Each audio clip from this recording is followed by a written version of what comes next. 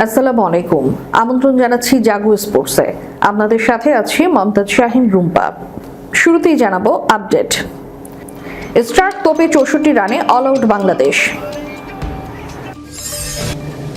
শরীফুলের 6 উইকেটে আশা বাঁচিয়ে দিন শেষ করল বাংলাদেশ। 64 রানে অল আউট হলেও ম্যাচে ফেরার সুযোগ দেখছেন শরীফুল। প্রমাণের সুযোগ দেখছেন নাজবুল। এবার বিস্তারিত। ডারউইনের আনন্দ বেদনায় রূপ নিল ম্যাকাই টেস্টে। প্রথম ইনিংসে মাত্র 64 রানে অল আউট হয়েছে টাইগাররা। অজিদের হয়ে 6 উইকেট নিয়েছে পেসার মিচেল স্টার্ক। টসের ব্যাটিংয়ে নামে বিপাকে সফরকারীরা। ম্যাচের 6.4 ওভারে 12 রানে 5 উইকেট হারিয়েছে বাংলাদেশ। স্টার্কের সময়ে 4 ওভার 3 মেডেন সহ মাত্র 4 রান দিয়ে ফাইফার পান। এর আগে জামাইকায় ওয়েস্ট ইন্ডিজের বিপক্ষে 15 বলে ফাইফারের দেখা পান তিনি। প্রথম বলে সাদমান ইসলামকে ক্যামেরন গ্রিনের শিকার বানান অজি পেসার। পরের ওভারে টানা 2 বলে তানজিদ হাসান তামিম ও নাজমুল হোসেন শান্তকে ফেরান স্টার্ক। প্রথম 3 ব্যাটারই মারেন ডাক। মুমিনুল হককেও ফেরান তিনি মাত্র 9 রানে। 5 বল খেলে লিটন দাস ডাক মারেন। মুশফিকুর রহিম 42 বলে 5 রান করে ষষ্ঠ ব্যাটার হিসেবে আউট হয়েছেন।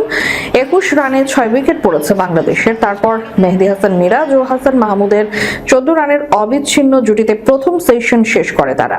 মিরাজ 11 ও হাসান 8 রানে অপরাজিত ছিলেন। টেস্টে সর্বনিম্ন রানে অল আউট হওয়ার লজ্জা এড়াতে পারলেও হতাশা নিয়ে লাঞ্চে যায় বাংলাদেশ। 23 ওভারে 6 উইকেটে ছিল 35 রান। দ্বিতীয় সেশনে কামিন্স প্রথমবার বল হাতে নিয়ে এই জুটি ভেঙে দেন। তৃতীয় স্লিপে ইনিংস 11 রানে ওয়েবস্টারের ক্যাচ হন মিরাজ। হাসানের সঙ্গে তার 15 রানের জুটি ভেঙে যায়। পরের ওভারে জশ হাজেলউডের শিকার হাসান। 10 রানে নাথান লায়নের ক্যাচ হন তিনি। তাসকিন আহমেদকে কামিন্স নিজের তৃতীয় শিকার বানান। ম্যাথু রেশনার ক্যাচ হয়ে 1 রানে থামেন এই বাংলাদেশি ব্যাটার। 39 রানে নবম উইকেট হারিয়ে নিজেদের টেস্ট ইতিহাসে বাংলাদেশ সর্বনিম্ন রানে অল আউট হওয়ার সংখ্যায় পড়েছিল। কিন্তু তাইজুল ইসলাম 30তম ওভারে শেষ বলে হাজেলউডকে 4 মেরে সেই লজ্জা এড়ান। এদিকে শরীফুল 11 নম্বরে নেমে ইনিংস সর্বোচ্চ 14 রান করেন। তাইজুল ইসলামের সঙ্গে 35 বলে সর্বোচ্চ 25 রানের জুটি করেন। তাকে ফিরিয়ে স্টার্ক বাংলাদেশকে অল আউট করেন। তাইজুল 11 রানে অপরাজিত ছিলেন। 10 ওভারে 12 রান দিয়ে 6 উইকেট নেন স্টার্ক। ডারউইন টেস্টে হাসান মাহমুদের পর এবার ম্যাকাই টেস্টে জ্বলে উঠলেন চোট থেকে ফেরা পেসার শরীফুল ইসলাম। অস্ট্রেলিয়ার মাটিতে খেলতে নেমে ক্যারিয়ার সেরা বোলিং ফিগার পেয়ে বাঁহাতি এই পেসার গড়লেন বাংলাদেশের হয়ে দ্বিতীয় দ্রুততম ফাইফারের রেকর্ড। এই ম্যাচে নামার আগে টেস্টে শরীফুলের সেরা বোলিং ফিগার ছিল 28-3। এছাড়া এক টেস্টের 2 ইনিংসে মিলিয়ে 56-5 ছিল তার সেরা বোলিং। অজিদের বিপক্ষে আজ 2টি ছাড়িয়ে গেলেন শরীফুল। 8.5 ওভারে ফাইফার পূর্ণ করা এই পেসার ইতোমধ্যে 6 উইকেট শিকার করেছেন। অবশ্য বাংলাদেশি বোলারদের মধ্যে দ্রুততম 5 উইকেট শিকারের রেকর্ডটা এখন বাঁহাতি স্পিনার তাইজুল ইসলামের দখলে। 2018 সালে ওয়েস্ট ইন্ডিজের বিপক্ষে চট্টগ্রাম টেস্টে তিনি মাত্র 6.5 ওভারে ফাইফার নিয়েছিলেন। একই কীর্তি করতে আরো 2 ওভার বাড়তি লেগেছে শরীফুলের। স্বভাবতই টেস্ট ক্রিকেটে বাংলাদেশের এই গতি তারকা প্রথমবার 5 উইকেটের দেখা পেলেন। একই সঙ্গে অস্ট্রেলিয়ার মাটিতে দ্বিতীয় পেসার হিসেবে 5 উইকেট পেলেন তিনি। আগের টেস্টে প্রথম 5 উইকেট ছিল হাসান মাহমুদের। তিনিও শিকার বাগিয়েছিলেন 6টি উইকেট। ম্যাকাই টেস্টে অস্ট্রেলিয়ার প্রথম 8 উইকেটেই 6টি গেছে শরীফুলের পকেটে। এর আগে ব্যাটিংয়ে দারুণ বিপর্যয়ে পড়ে মাত্র 64 রানে অল আউট হয়েছে বাংলাদেশ। অজি গতি তারকা মিচেল স্টার্ক নেন 6 উইকেট। নিজেদের প্রথম ইনিংসে নামা স্বাগতিকদের 26 রানে প্রথম ধাক্কাটা দেন তাসকিন আহমেদ। দলীয় 43 রানে ট্রাভিস হেডকে ইনসাইড এজে বোল্ড করে সেই দলে যোগ দেন শরীফুল। একই ওভারে বোল্ড করেন মার্নাস লাবুশেনকে। এরপর শরীফুল একে একে ফিরিয়েছেন Steve Smith, Webster, Pat Cummins এবং স্টার্ককে।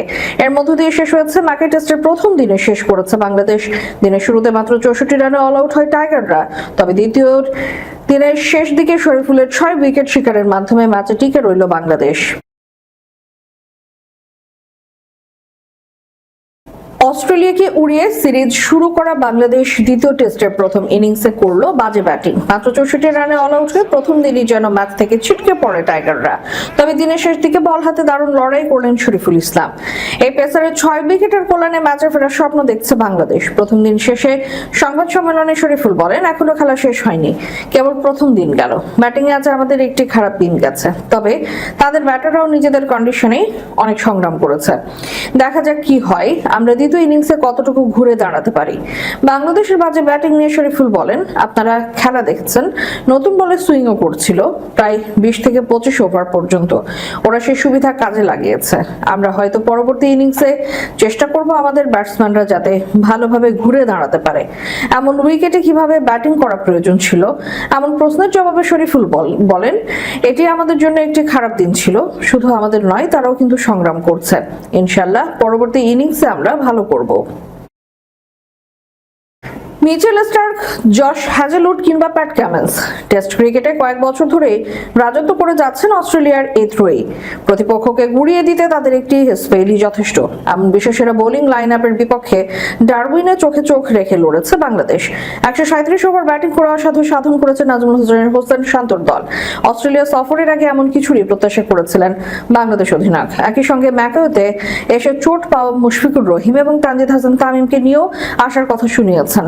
গতকাল সংবাদ সম্মেলনে এই নিয়ে নিজের মন্তব্য তুলে ধরেন, ডারউইন টেস্ট হেরে সিরিজে পিছিয়ে অস্ট্রেলিয়া, যে কোনোভাবে ম্যাকাওতে জিততে চাইবেন তারা। প্রস্তুতিতেও কোনো ঘাটতি রাখছে না স্বাগতিকরা। তবে বড় চ্যালেঞ্জের আগে নির্ভর বাংলাদেশ অধিনায়ক।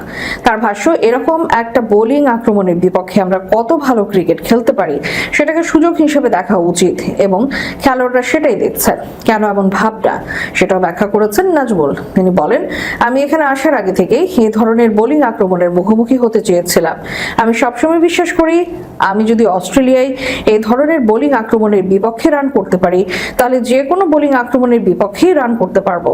অচেনা কন্ডিশন, অচেনা দল কিংবা শক্তি সামর্থ্যের পার্থক্য সবকিছু চাপিয়ে পারফর্ম করতে পারলে সেটাকে ভবিষ্যতের জন্যই ভালো বার্তা হিসেবে দেখছেন নাজমুল। তিনি বলেন, আপনি যখন এই ধরনের দলের বিপক্ষে রান করবেন তখন সামনে যখন এই ধরনের কন্ডিশন ও এই ধরনের বোলিং আক্রমণের মুখোমুখি হবেন তখন এটা আপনাকে অনেক আত্মবিশ্বাস দেবে। নিজেদের বোলিং বিভাগ নিয়েও বেশ আত্মবিশ্বাসী বাংলাদেশ অধিনায়ক। বিশেষ করে অস্ট্রেলিয়ার মতো কন্ডিশনে এসে যেভাবে পারফর্ম করছেন মিরাজরা, সেটাকে অবিশ্বাস্য বলছেন তিনি। নাজমুলের ভাষায়, আমাদের যে স্পিন আক্রমণ আছে তারা খুবই অভিজ্ঞ এবং যে কোনো কন্ডিশনে বোলিং করতে পারে। যে ধরনের স্পিনার দলে আছে তাতে আমাদের 3 জন পেসার এবং 2 জন স্পিনার নিয়ে খেলার সুযোগ আছে। ম্যাকাওয়েতে বড় পরীক্ষা দিতে হবে। প্রথম টেস্ট জিতে এগিয়ে থাকলেও স্বস্তির সুযোগ নেই। সিরিজে ফিরতে মরিয়া থাকবে স্বাগতিক অস্ট্রেলিয়া। বাংলাদেশি ব্যাটারদের সামনে তাই বড় চ্যালেঞ্জে অপেক্ষা করছে। একটি ভালো ম্যাচের আত্মবিশ্বাস নিয়ে এগিয়ে যাওয়ার আহ্বান জানিয়েছেন নাজমুল। শেষ করার পূর্বে সংবাদ শিরোনামগুলো জানিয়ে দিব আরো একবার। স্টার্ক তোপে 64 রানে অল আউট বাংলাদেশ। শরীফুলের 6 উইকেটে আশা বাঁচিয়ে দিন শেষ করলো বাংলাদেশ। 64 রানে অল আউট হলেও ম্যাচে ফেরার সুযোগ দেখছেন শরীফুল। প্রমাণের সুযোগ দেখছেন নাজমুল। এতক্ষণ আমাদের সাথে থাকার জন্য ধন্যবাদ। আল্লাহ হাফেজ।